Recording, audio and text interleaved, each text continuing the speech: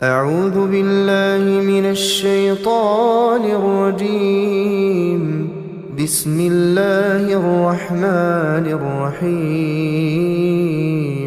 L'âme paisible, An-Nafs al-Mutma'inna, l'âme s'apaise quand le nom d'Allah Azawajal est invoqué et toutes ses actions sont dans le but de lui plaire. Elle se retourne souvent vers lui et elle est impatiente de le rencontrer. Avec cette si grande proximité avec le Créateur, l'âme ne peut qu'être en paix. Il s'agit de cette âme qui, à si juste titre, au moment de son décès, on lui dira « Ô toi, âme apaisée, retourne vers ton Seigneur, satisfaite et agréée. Entre donc parmi mes serviteurs et entre dans mon paradis. » Sourate 89, versets 27-30. Ibn Abbas, puisse Allah le Très-Haut être satisfait de lui, a dit que ce verset parle de l'âme croyante et paisible. Qatada, Tabi'i, qu'Allah lui accorde miséricorde, a dit « L'âme du croyant est dans la paix la plus totale. Elle est patiente et heureuse de sa proximité avec Allah Azawajal. Elle connaît les noms d'Allah Azawajal et ses attributs. Ce qu'il a dit à propos de lui-même et de son messager sallallahu alayhi wa sallam. Ce qu'il attend après la mort, le départ de l'âme, sa vie dans le barzakh. » Terme utilisé pour décrire le lieu de séjour entre Ad-Dunya et Al-Akhira, qui commence avec la mort du corps et le départ du roux de celui-ci, et les événements qui adviendront le jour de la résurrection. Voilà pourquoi elle se soumet à la volonté d'Allah Azawajal, car sa reddition lui est inconditionnelle. Elle n'est jamais insatisfaite, et ne se plaint pas, car elle sait que tout ce qui lui arrive a déjà été écrit bien avant qu'elle ne fût créée.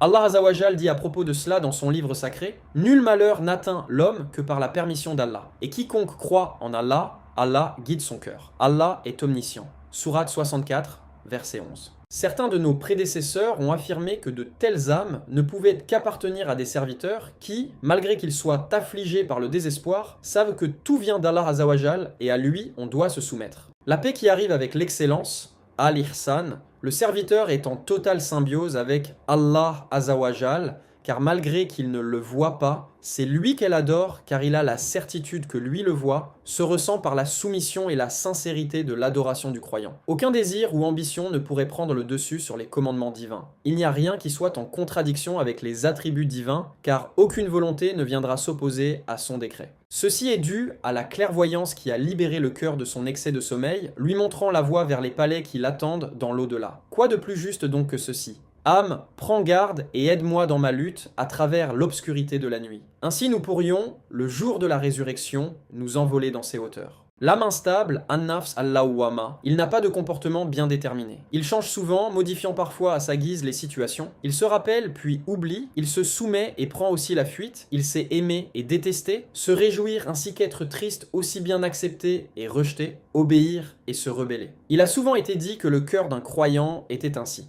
Al-Hasan al-Basri a dit « Ne vois-tu pas le croyant se faire souvent des reproches? Ne se demande-t-il pas couramment « Est-ce que je veux réellement ceci? Pourquoi ai-je agi de la sorte? Était-ce la meilleure solution ?»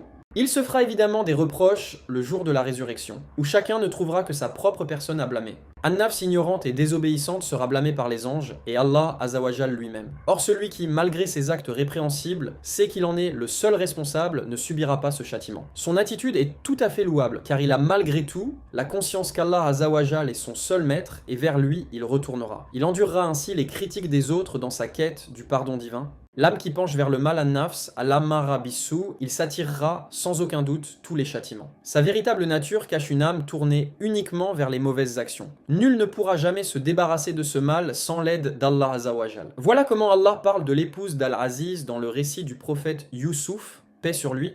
Je ne m'innocente cependant pas, car l'âme est très incitatrice au mal, à moins que mon Seigneur, par miséricorde, ne la préserve du péché. Mon Seigneur est, certes, pardonneur et très miséricordieux. Sourate 12, verset 53. Ô vous qui avez cru, ne suivez pas les pas du diable. Quiconque suit les pas du diable, sachez que celui-ci ordonne la turpitude et le blâmable. Et n'eût été la grâce d'Allah envers vous et sa miséricorde, nul d'entre vous n'aurait jamais été pur. Mais Allah purifie qui il veut, et Allah est audient et omniscient. Sourate 24, verset 21. L'invocation prophétique qui nous a été apprise a une énorme utilité, car elle dit « Inna alhamdalillahi nahmaduhu wa nasta'inuhu wa nastaghfiru wa na'udu billahi min shururi anfusina wa min sayyati amalina » Toutes les louanges sont pour Allah Azawajal, nous le louons et nous demandons son aide et son pardon. Nous nous réfugions auprès de lui contre les maux émanant de nos propres personnes et contre le mal de chacune de nos actions. Abu Daoud et Ibn Majah. Le mal reste à l'affût, caché dans le nafs, et c'est lui qui le pousse vers ce qui est blâmable. Si Allah Azzawajal décidait cependant de laisser le serviteur livré à lui-même, il se déchirerait entre le mal qui le ronge et les choses qu'il désire. Par contre, si Allah Azzawajal lui accorde le succès et l'aide, il s'en sortira. Nous nous réfugions auprès d'Allah Azzawajal contre le mal qui se trouve en nous et contre nos mauvaises actions. Abu Daoud et Ibn Majah.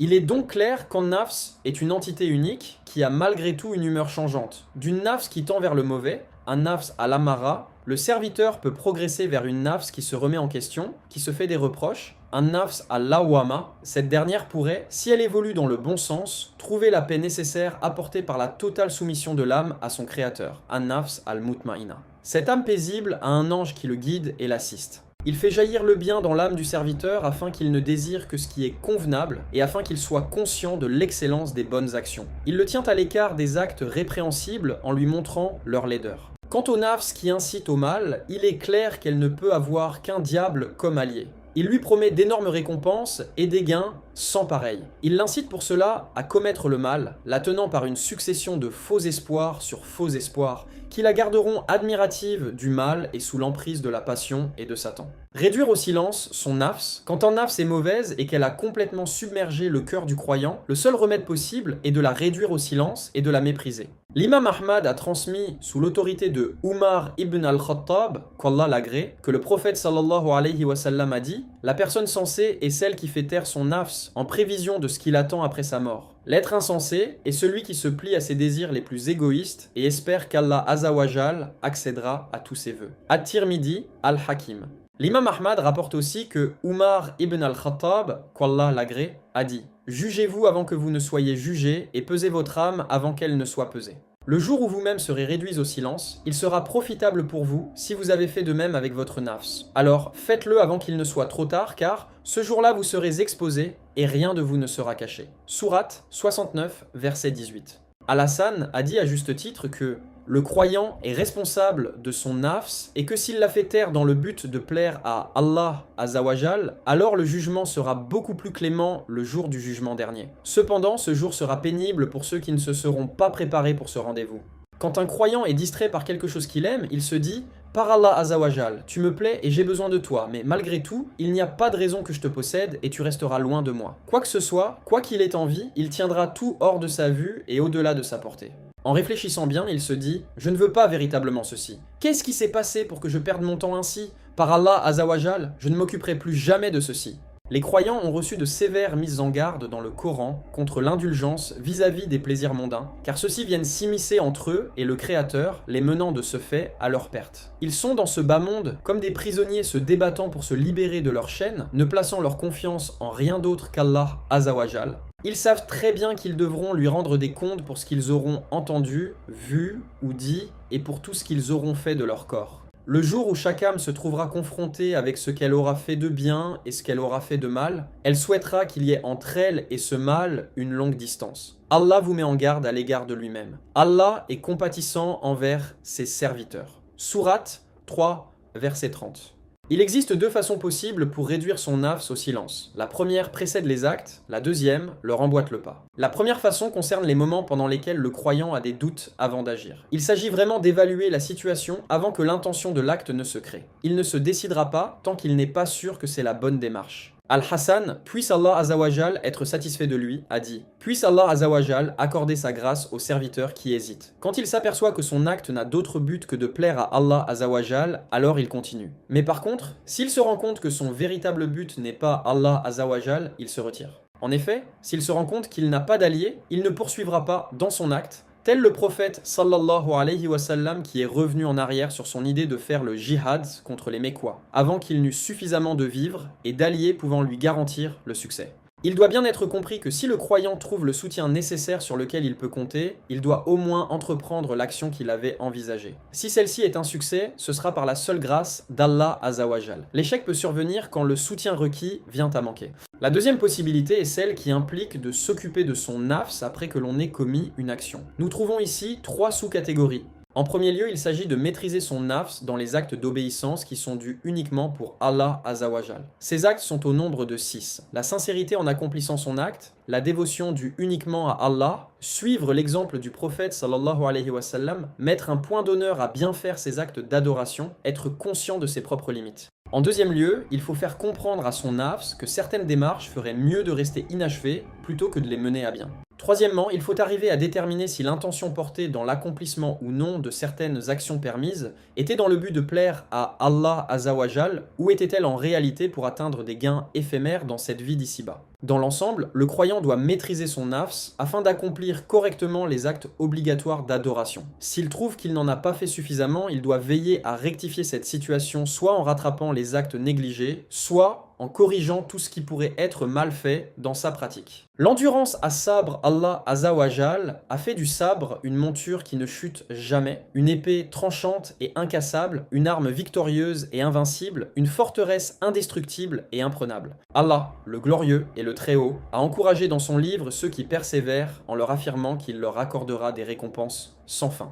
Il a dit « Et obéissez à Allah et à son messager, et ne vous disputez pas, sinon vous fléchirez et perdrez votre force. Et soyez endurants, car Allah est avec les endurants. » Sourate 8, verset 46. En vertu de cette compagnie, ils seront victorieux tant dans cette vie que dans celle de l'au-delà. Ils auront accès tant à ces bénédictions apparentes qu'à celles qui le sont beaucoup moins. Le Créateur Azawajal nous montre que le leadership dans la religion dépend en grande partie de la persévérance et de la conviction du croyant. Il nous dit « Et nous avons désigné parmi eux des dirigeants qui guidaient les gens par notre ordre aussi longtemps qu'ils enduraient et croyaient fermement en nos versets. » Sourate 32, verset 24. Il dit aussi que la persévérance de ceux qui patientent est bonne pour eux en affirmant « endure ». Ton endurance ne viendra qu'avec l'aide d'Allah. Sourate 16, verset 127. À travers la persévérance et la crainte d'Allah Azawajal, aucun complot de l'ennemi, aussi blâmable qu'il puisse être, ne pourra l'atteindre, ni dans sa personne, ni dans sa foi. Mais si vous êtes endurant et pieux, leur manigance ne vous causera aucun mal. Allah connaît parfaitement tout ce qu'ils font. Sourate 3, verset 120. Allah Azawajal a également conditionné le succès à la persévérance et à la bonne moralité. Ô les croyants, soyez endurants, incitez-vous à l'endurance, luttez constamment contre l'ennemi et craignez Allah afin que vous réussissiez. Sourate 3, verset 200. L'affection qu'Allah Azawajal porte à ceux qui persévèrent sont le plus grand stimulant possible pour tous ceux qui cherchent sa voie. Et Allah aime les endurants. Sourate 3, verset 146. Très certainement, nous vous éprouverons par un peu de peur, de faim et de diminution de biens, de personnes et de fruits. Et fais la bonne annonce aux endurants qui disent « Quand un malheur les atteint, certes, nous sommes à Allah, et c'est à lui que nous retournerons. Ceux-là reçoivent des bénédictions de leur Seigneur ainsi que la miséricorde. Et ceux-là sont les bien guidés. » Sourate 2, versets 155-157. La quête d'une place dans l'Éden et le rejet d'en occuper une en enfer sont les sublimes récompenses espérées par tout croyant qui persévère patiemment. Vraiment, je les ai récompensés aujourd'hui pour ce qu'ils ont enduré. Et ce sont eux les triomphants. Sourate 23, verset 111. En faisant d'eux les principaux destinataires de ce verset, Allah Azawajal les a élevés et distingués. Dans tout cela, il y a des signes pour tout homme plein d'endurance et de reconnaissance. Sourate 14, verset 5, voire aussi Sourate 31, verset 30, Sourate 34, verset 19, Sourate 42, verset 30. La persévérance à sabre est une qualité nécessaire pour un croyant. Il a beau tourner ses problèmes dans tous les sens, ils seront toujours là. Elle est donc essentielle au bon fonctionnement de sa foi, lui permettant de rester dans le droit chemin. Celui qui n'a pas de persévérance n'a pas de foi, ou, s'il lui en reste un tant soit peu, elle sera insuffisante et faible. En effet, une telle personne adore Allah Azawajal avec seulement une partie de son cœur. Car s'il trouve du bien dans la vie, il sera rassuré sur sa croyance, mais s'il est affligé par un quelconque malheur, il s'éloigne d'Allah Azawajal et si faisant, il perdra tout dans cette vie d'ici-bas et dans celle de l'au-delà. Hâtez-vous vers un pardon de votre Seigneur ainsi qu'un paradis aussi large que le ciel et la terre, préparé pour ceux qui ont cru en Allah et en ses messagers. Telle est la grâce d'Allah qu'il donne à qui il veut. Et Allah est le détenteur de l'énorme grâce. Sourate 57, verset 21. Tous ceux qui désirent sauver leur âme ne doivent jamais négliger deux composantes essentielles de la foi, la persévérance et la gratitude. Sans elles, il est inutile de vouloir se rapprocher du Créateur. Le vrai sens de l'endurance. Le mot sabre, en arabe, veut dire persévérance ou patience, et il implique clairement que le croyant fasse preuve d'une certaine retenue. Nous retrouvons ce terme dans la charia où il implique que l'âme adopte un bon comportement, s'abstenant de toute effusion ou agitation, empêchant la langue de se plaindre, les mains de frapper les joues ainsi que les larmes de couler. Il a été dit qu'un nafs ne pourrait pas avoir de meilleure possession, car sans elle, il est impossible de faire quoi que ce soit correctement. Elle vient la renforcer et rend possible que cette dernière reste dans le droit chemin. Quand on questionna Al-Junayd, qu'Allah lui accorde miséricorde, au sujet de la persévérance, il répondit « Imaginez que vous avalez quelque chose d'amer sans qu'aucun signe de dégoût ne se manifeste sur votre visage. » D'où An-Nun al-Misri, qu'Allah lui accorde miséricorde, a donné cette définition du sabre. La persévérance consiste à mettre de la distance avec le mauvais et avec les transgressions. Il faut rester calme quand vous avez l'impression d'être au bord d'un gouffre et qu'il vous apparaît comme impossible que la pauvreté quitte votre maison. Mais il a aussi été dit que la persévérance vous permet de rester ferme et cependant courtois quand le malheur vous atteint, sans monter des signes de complainte. Un jour, un sage homme vit quelqu'un se plaindre à son frère. Il lui dit « Par Allah, ce que tu fais, en réalité, c'est te plaindre de l'unique qui est si miséricordieux envers toi. Au lieu de cela, tu te plains chez celui qui n'a aucune miséricorde de sa part à te donner. » Il existe deux sortes de plaintes. Dans ce premier cas, il s'agit d'une complainte auprès d'Allah, le Très-Haut et le Tout-Puissant, qui n'est pas indifférent à la persévérance de son serviteur. Ainsi, on peut lire dans le livre d'Allah Azawajal, concernant le prophète Yaqub, paix sur lui, il dit « Je ne me plains qu'à Allah de mon déchirement et de mon chagrin, et je sais de la part d'Allah ce que vous ne savez pas. » Sourate 12, verset 86. Et il a dit aussi « Ô belle patience » Sourate 12, verset 83. Le prophète sallallahu alayhi wa sallam a dit « Ô Allah, je me plains à toi de la faiblesse de ma force et de mon manque de capacité. » Da'if al-Haythami Majma az-Zawaid. Le deuxième type de complainte concerne les malheurs en s'opposant à leur nature et à leur raison d'être. Il est incompatible avec la persévérance. La reine du pouvoir lui est plus familière que celle de la patience. Le prophète sallallahu alayhi wa sallam a dit « Il n'y a pas de meilleur don que la persévérance. » Al-Bukhari, Muslim. En effet, elle est aussi nécessaire à nafs que le sont les reines et les œillères à la bête de course. Si elle ne les avait pas, elle partirait dans toutes les directions. Al-Hajjaj a dit « Tenez votre nafs en échec, car autrement elle se livrera à toutes sortes de méfaits. » Puisse Allah Azawajal accorder sa miséricorde à celui qui met des rênes et des œillères à son nafs, car par ces mêmes rênes, il peut le mener vers l'obéissance d'Allah Azawajal, l'éloignant patiemment et à tout jamais de la désobéissance. Il a été dit, endurance, patience et persévérance composent le courage du nafs. Endurer avec patience est l'opposé de l'agitation, car telles sont les paroles d'Allah, le Très-Haut et le Très-Glorieux en parlant des gens du feu et de leurs discours. Alors, les autres diront, si Allah nous avait guidés, nous vous aurions certainement guidés. Il est indifférent pour nous de nous plaindre ou d'endurer, nous n'avons pas d'échappatoire. Sourate 14, verset 21.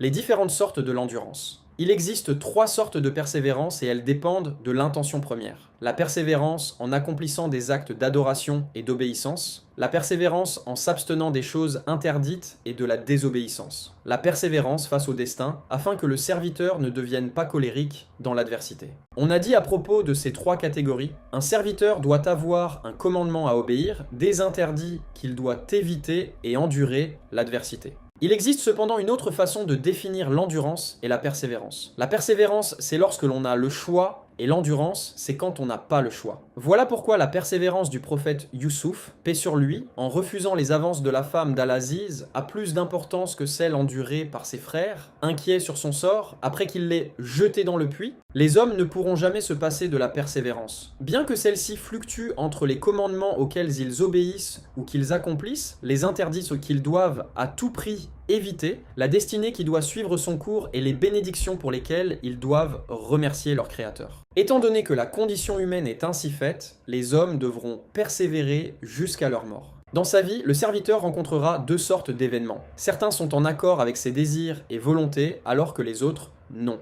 Dans les 2 occasions, il devra être patient. La première catégorie, avoir la santé, les richesses et le pouvoir, requiert souvent plus de persévérance dans plusieurs aspects. Tout d'abord, il ne doit jamais placer sa confiance dans ses éléments matériels, ni être arrogant ou adopter des mauvaises manières, exemple, dépenser ses moyens dans une voie qu'Allah désapprouve. Ces dernières pourraient devenir une cause d'ingratitude. Deuxièmement, il ne devrait pas devenir soucieux en essayant de les procurer. En troisième lieu, il est clair qu'il doit persévérer dans l'accomplissement de ce qui est dû à Allah Azawajal. Enfin, quatrièmement, il doit persister dans ses efforts de ne pas acquérir des gains illicites. On raconte que tant les croyants, tout comme les mécréants, sont capables de persévérer quand les temps sont difficiles, mais seuls ceux qui ont la qualité de la foi se montrent patients dans les moments d'aisance. Abd ar-Rahman a dit « Nous étions si affligés par nos soucis, et pourtant nous persévérions et patientions, alors que dans les moments où la vie est si facile, nous en sommes incapables. » Voilà pourquoi le Créateur Azawajal met en garde son serviteur contre les soucis que peuvent apporter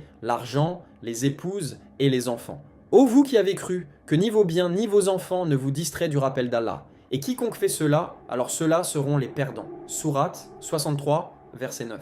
Les mérites de l'endurance, Salama, qu'Allah soit satisfait d'elle, rapporte qu'elle entendit le messager d'Allah Azawajal dire « Tout musulman qui se voit affligé par le malheur doit dire « Certes, nous sommes à Allah, et c'est à lui que nous retournerons. » Sourate 2, verset 156. « Ô Allah, récompense-moi dans mon malheur et donne-moi beaucoup mieux par la suite. » Salama continua en disant « Quand Abu Salama mourut, j'ai demandé « Quel musulman est meilleur que Abu Salama, dont la famille fut la première à suivre le messager d'Allah dans la hijra ?» J'ai dit par la suite l'invocation qu'il sallallahu alayhi wa sallam nous avait apprise, et Allah me donna comme époux son messager sallallahu alayhi wa sallam. Muslim. Abu Huraira, qu'Allah l'agrée, relate que le messager d'Allah sallallahu alayhi wa sallam a dit « Le Très-Haut a dit « Je n'ai rien de plus comme récompense pour mon fidèle serviteur que mon jardin, où je ramènerai les meilleurs d'entre eux dans le bas monde, ceux qui seront restés sereins, patients et pleins d'espoir dans la récompense d'Allah. » Al-Bukhari. Il a été également rapporté dans les deux Sahih. Cette formulation désigne une transmission sûre, contenant des rapporteurs honorables et véridiques, que Aïcha, qu'Allah soit satisfait d'elle, relate que le messager d'Allah sallallahu alayhi wa sallam a dit « Tout croyant qui se voit affligé par un malheur, fût-il aussi petit que la piqûre d'une épine, aura des mauvaises actions effacées en échange. » Al-Bukhari. Abu Huraira, qu'Allah l'agrée, ajouta à ce sujet que le prophète sallallahu alayhi wa sallam avait dit jadis « Le croyant continuera à être éprouvé par des soucis physiques, monétaires ou familiaux jusqu'à ce qu'il ou elle rencontre Allah Azawajal entièrement libéré de toute mauvaise action. » Ahmad, At-Tirmidhi et Al-Hakim. Certains de nos prédécesseurs pieux disaient « Si ce n'était pas pour nos épreuves, nous serions arrivés dans Al-Akhira complètement démunis. » Soufiane ibn Uyayna a dit au sujet du verset suivant « Et nous avons désigné parmi eux des dirigeants qui guidaient les gens par notre ordre, aussi longtemps qu'ils enduraient et croyaient fermement en nos versets. » Sourate 32, verset 24. La chose suivante, quand ils voulurent amputer la jambe de Urwa ibn Az-Zubayr, ils lui demandèrent s'il désirait une boisson permettant d'atténuer sa douleur. Il leur répondit « Allah Azawajal m'a envoyé cette épreuve afin de tester mon endurance, comment pourrais-je donc aller contre sa volonté ?» Umar ibn Abd al-Aziz a dit « Chaque fois qu'Allah Azawajal envoie une bénédiction à son serviteur pour ensuite la lui reprendre, et que ce dernier endure cette perte patiemment, alors sa récompense sera en retour bien plus importante que celle qu'il avait perdue. »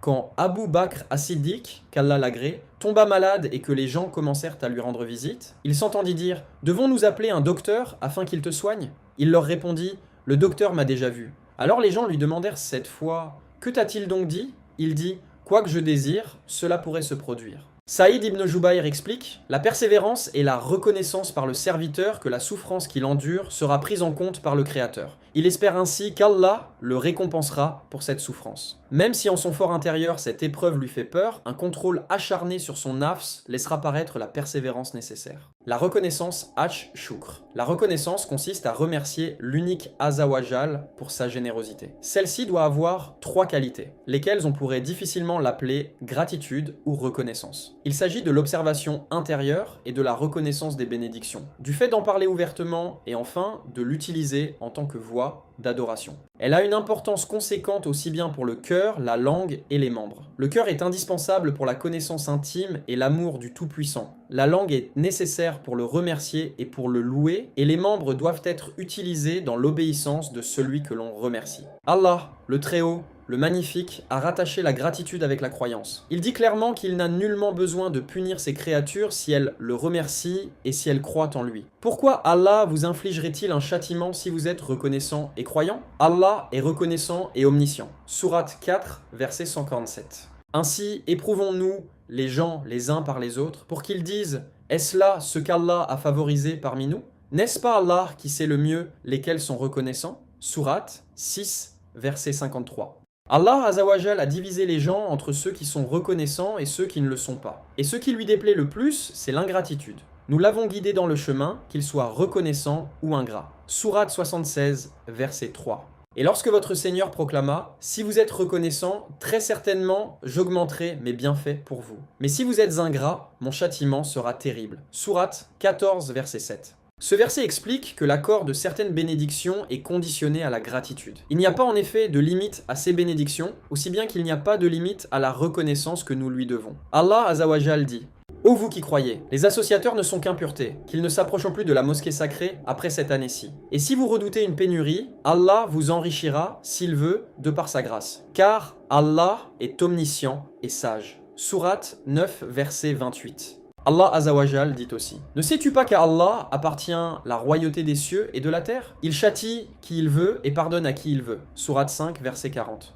Allah Azzawajal dit encore: Allah accueille le repentir de qui il veut. Sourate 9, verset 15. Allah Azzawajal ne met pas de fin à ses récompenses quand il dit: Quiconque veut la récompense d'ici-bas, nous lui en donnons. Quiconque veut la récompense de l'au-delà, nous lui en donnons et nous récompenserons bientôt les reconnaissants. Sourate 3, verset 55.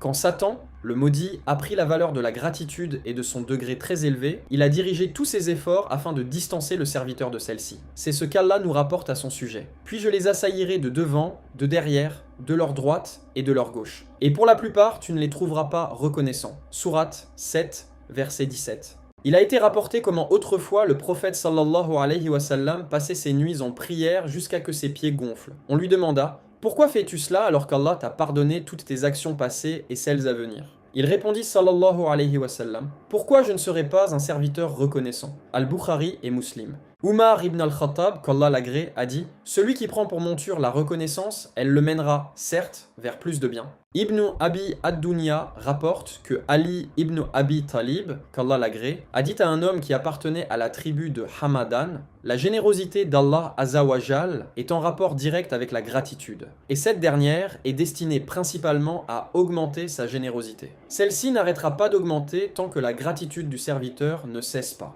Quand on demandait à Abu al-Mourira comment il allait, il disait: Nous sommes plongés dans la générosité du Seigneur et cependant, nous sommes incapables d'être suffisamment reconnaissants. Il est très aimant à notre égard, bien qu'il n'ait nullement besoin de nous, alors que nous nous sommes très irrespectueux à son égard, malgré que nous dépendions totalement de lui. Shuraï a dit: Quand un serviteur se voit affligé par un grand malheur, Allah Azzawajal lui garantit 3 choses que cette épreuve n'affectera pas sa foi. Qu'elle est moins dure que ce qu'elle aurait pu être et que, comme elle était prédestinée, une fois l'épreuve passée, elle ne reviendra plus. On demanda autrefois à Abu Gunayma, rapporté par Yunus ibn Ubayd, comment il allait. Il répondit: Je suis coincé entre 2 bénédictions dont la nature est telle que je n'arrive pas à me décider. Les mauvaises actions que j'ai commises et qu'Allah Azzawajal a bien voulu dissimuler afin que personne n'en sache rien. Ou l'affection qu'éprouvent à mon égard ces créatures et que je ne mérite pas, en raison de mon mauvais comportement. Allah Azzawajal a dit: Laisse-moi donc avec quiconque traite de mensonge ce discours. Nous allons les mener graduellement par où ils ne savent pas. Sourate 68, verset 44.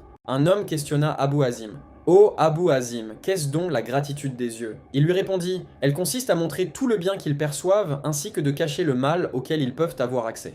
Qu'est-ce donc la gratitude des oreilles? Demanda l'homme. Abu Hazim répondit: Si jamais tu entends de bonnes choses, elles le comprennent. S'il s'agit de quelque chose de mauvais, elles le rejettent. L'homme poursuivit ses questions: Qu'est-ce que la gratitude des mains? Il lui expliqua alors: Ne t'en sers jamais pour t'approprier ce qui ne t'appartient pas, mais ne les prive pas de ce qui vient d'Allah Azzawajal. Et la gratitude de l'estomac alors? Abu Hazim dit: La partie inférieure doit être réservée à la nourriture et la partie supérieure à la connaissance. C'est-à-dire, il ne faut pas remplir complètement son estomac. L'homme poursuivit: Que peux-tu me dire sur la gratitude des parties intimes? Alors Abu Hazim répondit en récitant les versets suivants: Et qui préservent leur sexe de tout rapport, si ce n'est qu'avec leurs épouses ou les esclaves qu'ils possèdent, car là vraiment on ne peut les blâmer, alors que ceux qui cherchent au-delà de ces limites sont des transgresseurs. Sourate 23, versets 5-7. L'homme le questionna sur la gratitude des pieds. Abu Hazim répondit: Si tu apprends la mort d'un homme juste qui utilisait ses pieds pour des bonnes actions et des actes d'adoration, alors fais comme lui. Cependant, si le défunt était méprisable, alors détourne-toi de ses actes et sois reconnaissant envers Allah Azzawajal. Umar ibn al-Khattab, qu'Allah soit satisfait de lui, a dit: Celui qui prend pour monture la reconnaissance, elle le mènera, certes, vers plus de bien. L'amour d'Allah Azzawajal, la plus bénéfique et sincère, ainsi que la plus élevée de toutes les formes d'amour, est celle de l'amour d'Allah Azzawajal, l'unique et sans associé. Il a créé nos cœurs pour que nous l'aimions de même qu'il nous a placés sur terre pour que nous l'adorions.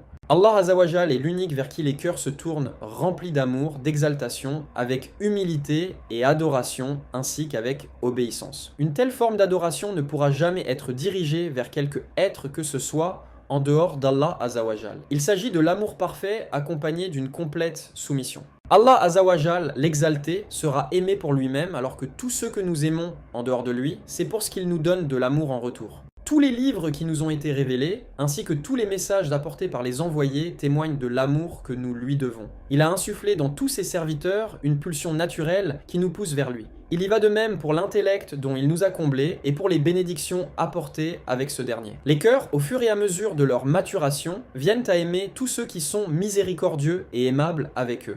Combien plus grand est donc leur amour pour celui grâce à qui arrivent de si belles choses. Toutes les bonnes choses de sa création dont nous profitons viennent de ses innombrables bénédictions et il est l'unique, sans partenaire ni associé. Et tout ce que vous avez comme bienfait provient d'Allah. Puis quand le malheur vous touche, c'est lui que vous implorez à haute voix. Sourate 16, verset 53. Parmi les hommes, il en est eux qui prennent, en dehors d'Allah, des égaux à lui, en les aimant comme on aime Allah. Or les croyants sont les plus ardents en l'amour d'Allah. Quand les injustes verront le châtiment, ils sauront que la force tout entière est à Allah et qu'Allah est dur en châtiment. Sourate 2, verset 165. Ô les croyants, quiconque parmi vous apostasie de sa religion, Allah va faire venir un peuple qui l'aime et qui l'aime, modeste envers les croyants et fier et puissant envers les mécréants, qui lutte dans le sentier d'Allah, ne craignant le blâme d'aucun blâmeur. Telle est la grâce d'Allah, il la donne à qui il veut. Allah est immense et omniscient. Sourate 5, verset 54. Le prophète sallallahu alayhi wa sallam a juré qu'il n'y aurait pas de serviteur qui croirait véritablement jusqu'à ce qu'Allah Azawajal et son messager soient plus chers à son cœur que son propre fils, père et ou le restant de l'humanité. Al-Bukhari et Muslim. Nous devons bien comprendre par là que nous ne serons jamais de croyants véridiques tant que notre amour pour Allah et son messager sallallahu alayhi wa sallam n'atteint pas le degré le plus élevé. Tout ce qu'Allah Azawajal accorde à ses serviteurs, que ce soit ceux qu'ils aiment ou ceux qu'ils détestent, les entraîne à l'aimer davantage. En effet, il y a tout ce qu'il nous donne et tout ce qu'il retient, ainsi que la bonne fortune et les malheurs qui nous sont prédestinés, sa justice et sa miséricorde, quand il crée la vie et qu'on la reprend par après, son pardon et sa miséricorde, ainsi que son écoute et sa réponse aux supplications du croyant, alors qu'il n'en a nullement besoin.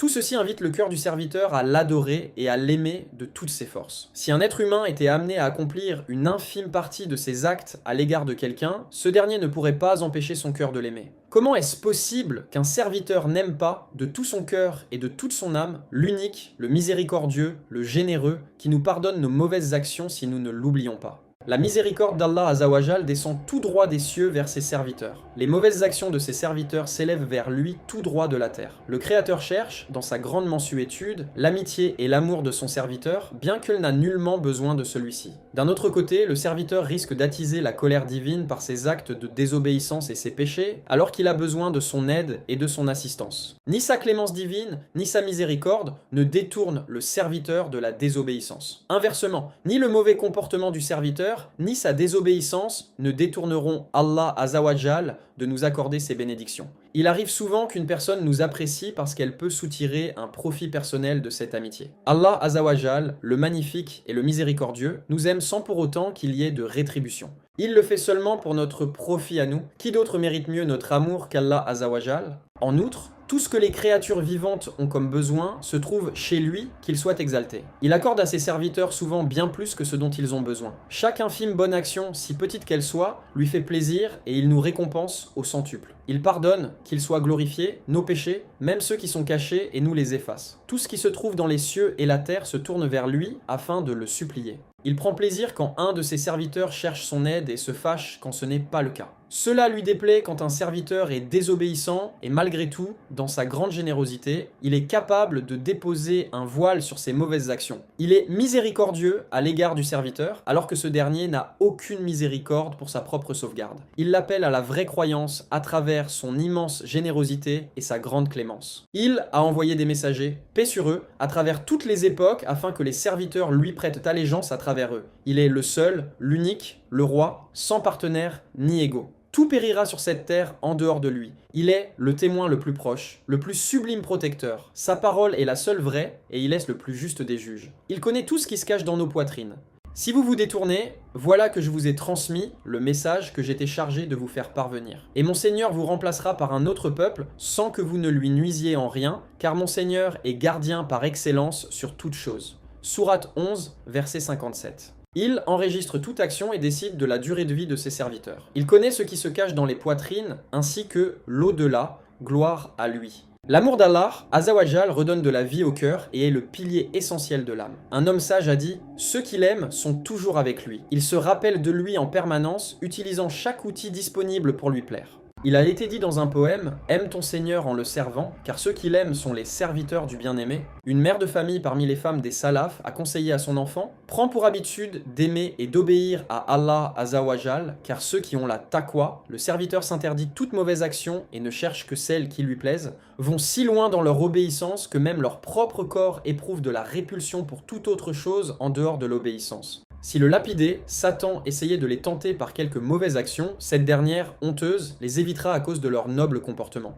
Le calife Ousmane, qu'Allah soit satisfait de lui, a dit « Se soucier de cette vie d'ici-bas obscurcit le cœur, alors que le souci de l'au-delà est une lumière pour le cœur. » Abdallah ibn al-Mubarak a dit « Tu as désobéi à Allah, et cependant tu prétends l'aimer. Par Allah, un tel comportement est dégoûtant en tout lieu. Tu l'aurais obéi si ton amour avait été sincère, car ceux qui l'aiment sont toujours obéissants. » Abu Hamid al-Ghazali a dit « Le critère de notre amour pour Allah Azawajal, c'est l'amour du Coran. Le critère de notre amour du Coran, c'est notre amour pour le prophète. Le critère de notre amour du prophète, c'est notre amour pour la sunna. Le critère de notre amour pour la sunna, c'est notre amour pour l'au-delà. Le critère de notre amour pour l'au-delà, c'est notre détachement de ce bas monde. Le critère de notre détachement de ce bas monde, c'est qu'on se contente de peu pour la route et du strict nécessaire dans la marche vers l'au-delà. » L'amour d'Allah, nous dit Al-Ghazali, est la plus haute des stations à laquelle l'être humain puisse accéder. Tous les autres sentiments, comme le désir d'Allah, la familiarité avec Allah, l'acceptation de ses décisions, sont le fruit de l'amour pour Allah.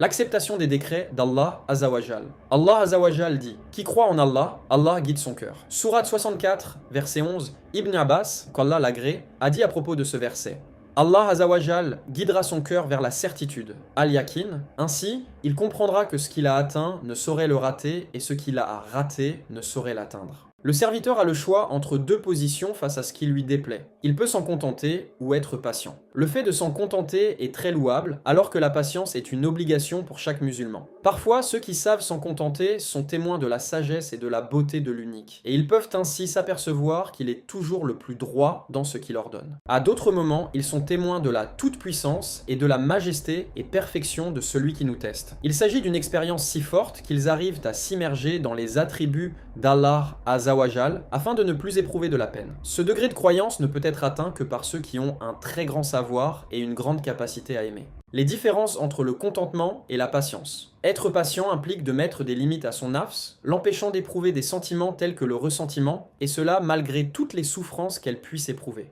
Se contenter de sa situation d'une autre part implique de se sentir en harmonie avec le décret divin et de ne pas s'en soucier. Point de savoir quand la souffrance va s'arrêter. À ce stade, notre cœur est tellement absorbé par la certitude de la croyance et par l'amour du Créateur que toute souffrance est quasiment aléatoire. Le sentiment de pénibilité disparaît quasi totalement. Il a été rapporté sous l'autorité d'Anas ibn Malik, qu'Allah l'agrée, que le prophète sallallahu alayhi wa sallam a dit « Quand Allah Azawajal aime quelqu'un, il l'éprouve. S'il se contente de son sort, Allah Azawajal sera fier de lui. Quant à ceux qui se plaignent de leur destinée, Allah est certes très mécontent d'eux. » At-Tirmidhi l'a qualifié de Hassan Gharib et As-Suyuti l'a qualifié de Hassan. Ibn Mas'ud, qu'Allah l'agrée, a dit « Allah, le Très-Haut, le Tout-Puissant a accordé aux croyants dans sa grande sagesse et justice de la joie et du soulagement dans la certitude et le contentement. Il a aussi infligé de la mélancolie et de la tristesse à ceux qui doutent et qui ne se contentent point. Allah Azawajal n'a-t-il pas dit « Nul malheur n'atteint l'homme que par la permission d'Allah, et quiconque croit en Allah,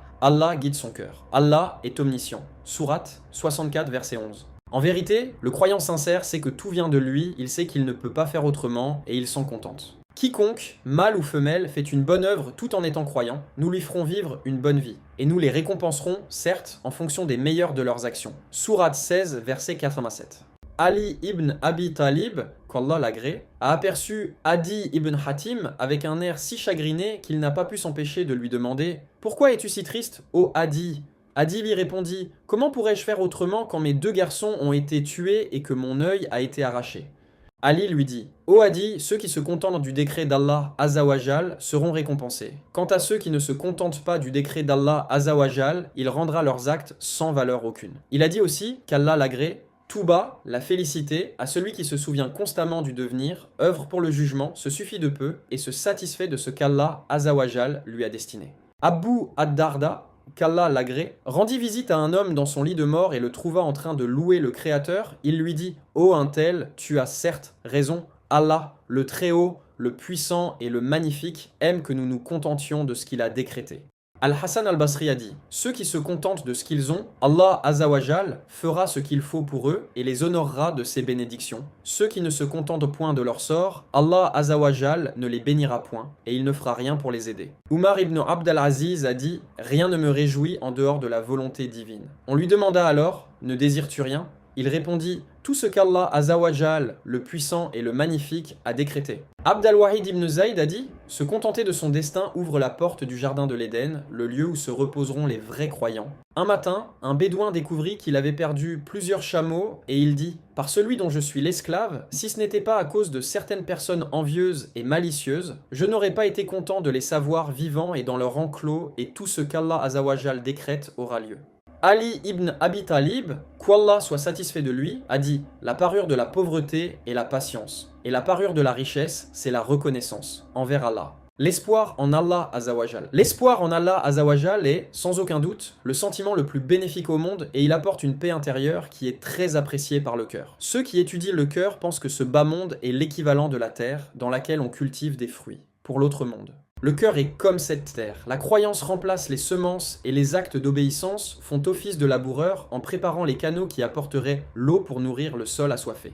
Le cœur qui est amoureux de ce bas monde est tel une terre aride où rien ne pousse. Le jour de la résurrection sera le jour de la récolte et personne ne pourra récolter ce qu'il n'aura pas semé. Aucune semence, en dehors de la semence de la certitude, ne pourra y pousser. Et la certitude ne donne pas des fruits dans un cœur qui n'a pas de moralité. Celui qui cherche après un sol fertile doit planter des graines saines et lui donner tout ce dont il a besoin comme nutriments, sans quoi la récolte sera mise en danger. Si par chance il arrivait à semer dans un sol dur et aride, qui a besoin de beaucoup trop d'eau pour être rentable, et qu'il ne prête pas attention au semis, alors l'attente, espérant la récolte, sera qualifiée de vaine et stupide.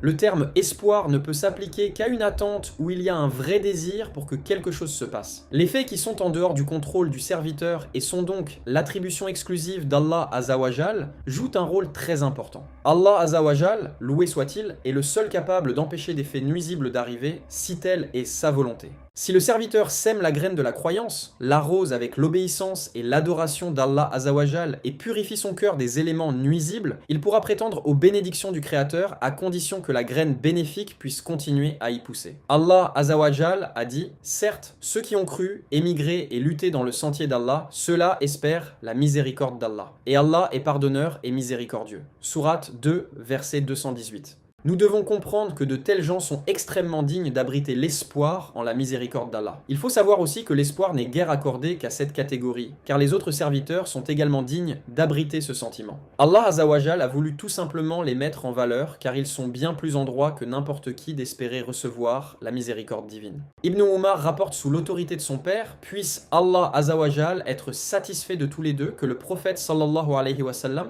quand un musulman meurt, Allah Azzawajal désigne un non-croyant pour occuper sa place en enfer. Muslim. Il a été rapporté, d'après Umar ibn al-Khattab, qu'Allah l'agrée, qu'un jour on apporta des prisonniers devant le messager d'Allah sallallahu alayhi wa sallam. Parmi eux, il y avait une femme qui cherchait après son enfant dans la foule. Quand elle trouva son bébé, elle le prit dans ses bras, le berça près de son sein et l'allaita. Alors le messager d'Allah sallallahu alayhi wa sallam dit en voyant la scène: « Pensez-vous que cette femme aurait pu jeter son bébé dans le feu ?» Nous lui dîmes: « Par Allah, tant que cela reste en son pouvoir, elle ne le fera jamais. » L'envoyé d'Allah sallallahu alayhi wa sallam dit alors: Allah Azzawajal est bien plus miséricordieux avec ses serviteurs que cette femme ne le sera jamais avec son bébé. Al-Bukhari et Muslim.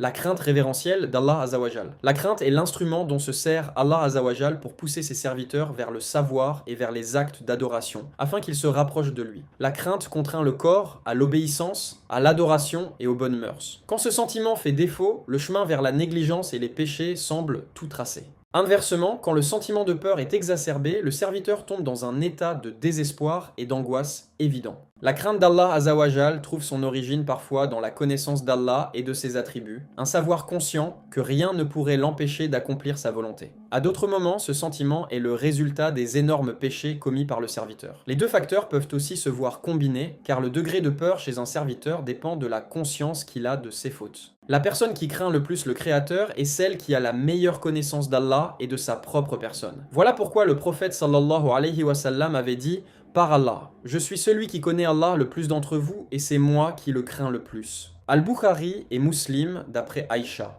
Ceux qui craignent Allah Azawajal, ceux qui craignent réellement le Créateur, ce sont ceux qui abandonnent tout ce qui pourrait déchaîner la colère d'Allah Azawajal et non pas ceux qui essuient leurs larmes sans agir. On questionna Dou an-Nuun à propos de la véritable crainte chez un croyant. Il répondit « Quand il se trouve dans le même état qu'un homme malade cherchant la protection d'Allah Azawajal par crainte que sa maladie ne soit prolongée. » La crainte brûle les désirs interdits et les mauvaises actions, qui rendent très vite le serviteur aussi déplaisant que le miel, deviendrait dégoûtant pour quelqu'un qui, venant de le goûter, apprendrait qu'il est empoisonné. La crainte éduque les membres et remplit le cœur de soumission, humilité et tranquillité. L'arrogance, la haine et l'envie le quittent à tout jamais car, à travers cette crainte, il a une bien meilleure idée du danger de sa punition. Il n'a pas d'autre préoccupation que sa contemplation et sa lutte dans la voie d'Allah Azawajal. Cependant, il existe un risque que la personne se laisse dépasser par la crainte d'Allah Azawajal. C'est le cas quand un cœur devient trop regardant au sujet de chaque souffle. Constamment, il réprimande son nafs pour ses pensées intimes, ses actions et ses paroles. Il s'agit d'un état proche de celui qui se trouverait aux prises avec les griffes d'un lion, ne sachant pas si ce dernier va le laisser partir ou l'attaquer et le tuer. Le calife Ousmane, qu'Allah l'agrée, a dit « Le croyant vit entre 6 sortes de peurs. La peur qu'Allah Azawajal ne lui retire la foi, la peur que les anges Al-Hafaza ne consignent dans leur registre ce qui risque d'être dévoilé et de le déshonorer au jour dernier. La peur des stratagèmes de Satan qui risquent de lui faire perdre le crédit de ses œuvres, la peur que la mort survienne par surprise alors qu'il se trouve dans un état de négligence, la peur de la convoitise de la vie d'ici-bas, la peur que les proches et la famille ne le distraient de l'évocation d'Allah. » Les mérites de la crainte d'Allah Azawajal. Allah, le Tout-Puissant, le Tout-Miséricordieux, a dit à propos de ceux qui cherchent le savoir tout en le craignant. Et quand la colère de Moïse se fut calmée, il prit les tablettes. Il y avait dans leur texte guide et miséricorde à l'intention de ceux qui craignent leur Seigneur. Sourate 7, verset 154. Il y a pareillement des couleurs différentes, parmi les hommes, les animaux et les bestiaux. Parmi ses serviteurs, seuls les savants craignent Allah. Allah est certes puissant et pardonneur. Sourate 35, verset 28. Leur récompense auprès d'Allah sera les jardins de séjour sous lesquels coulent les ruisseaux pour y demeurer éternellement. Allah les agrée et il l'agrée. Telle sera la récompense de celui qui craint son Seigneur. Sourate 98, verset 8. Il est donc inconcevable qu'un serviteur soit dénué de la crainte d'Allah, aussi mince que celle-ci puisse être. La faiblesse de sa crainte sera évidemment en accord avec la faiblesse de son savoir et de sa foi. Al-Fudayl ibn Iyad a dit, à juste titre, que « Quiconque craint Allah Azawajal sera guidé dans chacun de ses actes ». Archibli a dit « Il n'y avait pas un moment où dans ma crainte du Seigneur je ne trouvais une nouvelle porte ouvrant sur sa sagesse et sa guidance ». Ainsi, Ibn al-Qayyim dit « Un péché qui rend le serviteur contrit et plus aimable à Allah est meilleur qu'un acte d'obéissance dont il fait étalage devant lui. Un péché dont résulte l'humilité et la contrition vaut mieux qu'un acte d'obéissance dont résulte l'orgueil et la vanité. Quand Allah veut du bien à son serviteur, il fait de lui un serviteur enclin à reconnaître sa faute et à s'abstenir de dire quoi que ce soit sur le péché d'autrui, un serviteur qui est libéral de ce qu'il possède et qui ne convoite pas ce que possède autrui, un serviteur qui supporte les méfaits d'autrui. Allah, le Tout-Puissant, dit dans son noble livre « Ceux qui sont pénétrés de la crainte de leur Seigneur, qui croient aux versets de leur Seigneur, qui n'associent rien à leur Seigneur, qui donnent ce qu'ils donnent, tandis que leurs cœurs sont pleins de crainte, à la pensée qu'ils doivent retourner à leur Seigneur. Ceux-là se précipitent vers les bonnes actions et sont les premiers à les accomplir. » Sourate 23, versets 57-61. Il a été rapporté par la mère des croyants, Aïcha, qu'Allah soit satisfait d'elle. J'ai questionné le messager d'Allah sallallahu alayhi wa sallam à propos de ce verset Sourate 23 verset 61 en lui disant « Est-ce que cela concerne aussi ceux qui boivent les boissons enivrantes, qui volent et qui commettent l'adultère ?» Il sallallahu alayhi wa sallam dit « Aux filles d'As-Siddiq, elles ne les concernent pas. Il s'agit de ceux qui prient et jeûnent régulièrement, qui donnent la zaka et qui craignent que leurs bonnes actions ne soient pas acceptées. » Sahih at-Tirmidhi.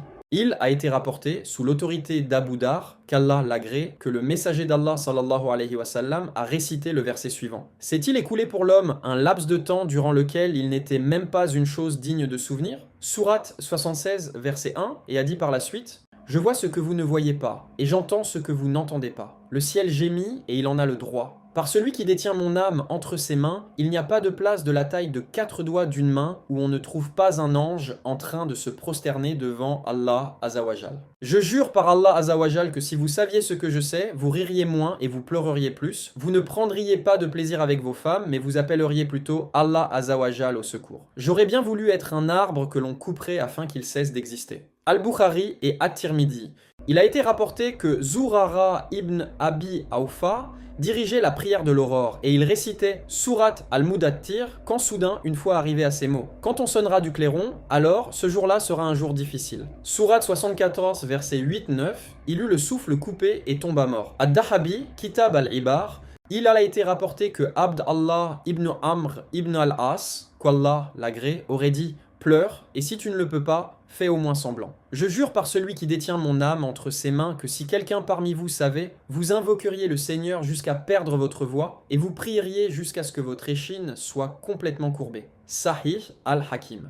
En commentant la parole d'Allah Azawajal, fuyez donc vers Allah. Je suis pour vous de sa part un avertisseur explicite. Sourate 51, verset 50. Ibn Abbas, qu'Allah soit satisfait de lui, a dit: le fuir en se dirigeant vers lui, qu'il soit glorifié. Tirer profit de sa vie pour son au-delà. La désapprobation de ce monde, que l'on peut trouver aussi bien dans le Saint-Coran que dans les hadiths, ne fait nullement référence à l'alternance du jour et la nuit. Allah, le Très-Haut, le Très Miséricordieux, en a décidé de la sorte afin que ceux qui l'invoquent puissent en être reconnaissants. Il a été dit jadis: le jour et la nuit sont comme une chasse au trésor, sois donc attentif à ce que tu fais à chaque moment. Moujahid a rajouté: chaque nouvelle journée qui arrive dit au fils d'Adam: ô fils d'Adam, je suis venu à toi aujourd'hui et je ne reviendrai plus jamais. Sois donc attentif à ce que tu fais durant mon séjour. Quand la journée est finie, elle se replie et elle est scellée et ne sera plus jamais réouverte jusqu'au jour du jugement. On a rapporté ce poème qui dit ceci: la vie n'est rien d'autre qu'un chemin qui conduit au jardin ou au feu. Ces nuits sont l'atelier des hommes et ces jours font office de lieu du marché. En somme, le temps est crucial pour le serviteur. Le prophète d'Allah sallallahu alayhi wa sallam a dit: tous ceux qui disent Allah soit loué, car toutes les bénédictions que nous recevons viennent de lui, auront un palmier planté pour eux dans les jardins de l'Éden. At-Tirmidhi. Imaginez-vous combien de palmeraies perdraient ceux qui gaspillent leur temps? Un homme très sage avait pour habitude de dire aux invités qui s'attardaient un peu trop: ne voulez-vous donc pas partir? L'ange du soleil, lui, n'est jamais fatigué en le poussant. Une fois un homme lui dit: arrête-toi afin que je te parle. Le savant lui répondit: arrête d'abord le soleil de tourner. La terre, les montagnes, les mers, les rivières et les trésors qu'elle recèle sont des bénédictions d'Allah Azawajal pour son serviteur. Ils peuvent effectivement en faire usage, les admirer et surtout reconnaître en eux l'unicité et la grandeur du Créateur. Loué soit-il. Cependant, Allah Azawajal désapprouve les actions du fils d'Adam qui auraient une incidence néfaste dans ce monde. Allah Azawajal dit dans son livre sacré: sachez que la vie présente n'est que jeu, amusement, vaine parure, une course à l'orgueil entre vous et une rivalité dans l'acquisition des richesses et des enfants. Elle est en cela pareille à une pluie. La végétation qui en vient émerveille les cultivateurs, puis elle se fane et tu la vois donc jaunie. Ensuite, elle devient des débris. Et dans l'au-delà, il y a un dur châtiment et aussi pardon et agrément d'Allah. Et la vie présente n'est que jouissance trompeuse. Sourate 57, verset 20. Dans cette vie d'ici-bas, les fils d'Adam sont divisés en deux catégories. La première qui rejette l'existence d'une vie ultérieure dans laquelle font partie les récompenses et les châtiments. Allah Azawajal dit d'eux: ceux qui n'espèrent pas notre rencontre, qui sont satisfaits de la vie présente et s'y sentent en sécurité. Et ceux qui sont inattentifs à nos signes ou versets, leur refuge sera le feu pour ce qu'ils acquéraient. Sourate 10, versets 7-8. Et ceux qui mécroient jouissent et mangent comme mangent les bestiaux, et le feu sera leur lieu de séjour. Sourate 47, verset 12. La deuxième catégorie accepte l'existence d'une vie dans l'au-delà. Il s'agit de ceux qui ont suivi les messagers. On peut à leur tour les départager en 3 sous-catégories: ceux qui sont injustes avec eux-mêmes, ceux qui sont mauvais et ceux qui s'empressent d'accomplir de bonnes actions dans la voie d'Allah Azawajal. 1. Ceux qui sont injustes forment la majorité. La plupart se contentent des floraisons de cette vie et des plaisirs qu'elles apportent, d'une façon désapprouvée par Allah Azawajal d'ailleurs. Le monde qui les entoure est leur principal souci et ils s'y sentent très bien. Ils aiment et haïssent seulement pour leur propre compte. Il s'agit de gens qui se divertissent avec les attractions de ce monde, même s'ils affirment malgré tout croire dans l'au-delà. Ils n'ont cependant pas compris que cette vie est un lieu de passage éphémère et il reste encore à se procurer les provisions pour l'autre vie, la vie dernière. 2. Ceux qui sont mauvais ou mesquins sont ceux qui prennent ce qui est permis dans ce monde afin d'accomplir leurs obligations, mais continuent malgré tout à privilégier leur propre plaisir personnel et à profiter des délices d'ici-bas. Umar ibn al-Khattab, qu'Allah l'agrée, a dit « Si ce n'était pas parce que mon espace dans le jardin aurait diminué, j'aurais imité votre façon de vivre. Mais Allah Azawajal nous a clairement mis en garde en disant « Et le jour où ceux qui m'écrus seront présentés au feu, il leur sera dit « Vous avez dissipé vos biens excellents et vous en avez joui pleinement durant votre vie sur terre. On vous rétribue donc aujourd'hui du châtiment avilissant pour l'orgueil dont vous vous enfliez injustement sur terre et pour votre perversité. » Sourate 46, verset 20. 3. Ceux qui sont prompts à accomplir de bonnes actions ont compris ce que ce bas monde signifie. Ils savent qu'Allah Azawajal a placé ses serviteurs sur terre pour savoir lequel accomplira les meilleures actions. Nous avons placé ce qu'il y a sur la terre pour l'embellir afin d'éprouver les hommes et afin de savoir qui d'entre eux sont les meilleurs dans leurs actions. Sourate 18, verset 7. Nous devons comprendre par là qu'Allah Azawajal nous a mis sur terre afin de nous tester pour voir lequel d'entre nous fuira les plaisirs mondains au détriment d'une vie dans l'au-delà. Puis nous allons sûrement transformer sa surface en sol aride. Sourate 18, verset 8. Ceux qui s'empressent donc d'accomplir des bonnes actions ne prennent que les provisions nécessaires pour leur journée. Le prophète sallallahu alayhi wa sallam a dit à Ibn Umar, qu'Allah l'agrée, « Sois dans cette vie comme un passant ou un étranger. » Al-Bukhari. Mu'ad ibn Jabal, qu'Allah l'agrée, a dit « Je cherche la récompense d'Allah Azawajal pour le temps que je passe à dormir, de même que je la cherche pour le temps que je dépense quand je suis éveillé. » Saïd ibn Jubayr a dit « Les provisions d'orgueil et d'arrogance que vous faites vous distraient d'Al-Akira. Prenez alors seulement ce dont vous avez besoin afin que vous puissiez atteindre ce qui est mieux. » Yahya ibn Mu'ad a dit « Comment ne pas aimer un monde où il m'a béni en me fournissant tout ce qui me permet de vivre ? En échange, je m'en sers pour trouver tous les moyens possibles de l'adorer et gagner ma récompense dans le jardin. » Al-Hassan a quant à lui affirmé que la vie de ce monde est si douce et si bonne pour les mouminoun, singulier moumine, le croyant, celui qui possède toutes les qualités de la foi, il a une confiance absolue en Allah Azawajal et en son messager sallallahu alayhi wa sallam, croit et adhère aux principes de la foi islamique. Car, sans trop d'efforts, ils peuvent faire les provisions nécessaires pour le jardin. Et combien elle doit être pénible pour le kafir et munafik, hypocrite, munafik, terme désignant un individu qui professe l'islam par les paroles et les actes extérieurs, mais intérieurement, il le rejette. Allah Azawajal a réservé le châtiment dans le plus bas degré de l'enfer aux munafikoun, les hypocrites, dépensant leur nuit en vaine futilité et faisant des provisions pour l'enfer. Abu Moussa, qu'Allah l'agrée, rapporta que le prophète sallallahu alayhi wa sallam a dit « Celui qui est amoureux de sa vie d'ici-bas détériore sa vie dans l'autre monde. Celui qui est amoureux de sa future vie dans l'au-delà détériore sa vie d'ici-bas. Préférez ce qui durera éternellement à ce qui est condamné à disparaître. » Ahmad al-Hakim.